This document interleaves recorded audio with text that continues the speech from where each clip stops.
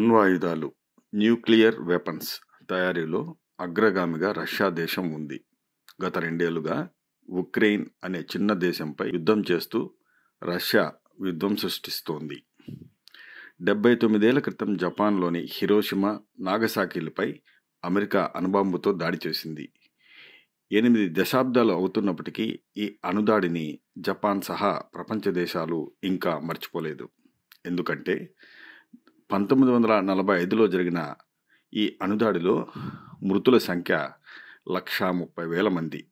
ఇది అధికారిక లెక్క మాత్రమే అని మనం గుర్తుంచుకోవాలి. అంటే నష్టం ఇంకా చాలా చాలా ఎక్కువ జరిగింది.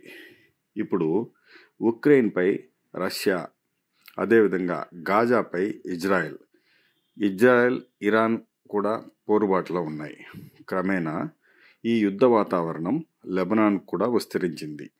మానవాళి మనుగడకే ప్రమాదకరం, విధ్వంసకరం అయిన ఈ అణ్వాయుధాల తయారీలో రష్యా 4,380 ఆయుధాలని కలిగి ఉంది. ఆ తర్వాత America 3,708, China 500, France 2,090, UK 225, Bharat 172, Pakistan 170 అణ్వాయుధాలని కలిగి ఉన్నాయి. రెండవ ప్రపంచ యుద్ధం చివరి దశలో జపాన్పై అణుదాడి జరిగింది.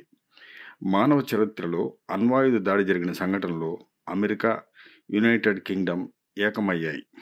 మానవాళి మనుగడకు ప్రమాదకరమైన అణ్వాయుధాల తయారీని అన్ని ప్రపంచ దేశాలు స్వచ్ఛందంగా కట్టడి చేసుకోవాల్సిన అవసరం ఆసన్నమైంది.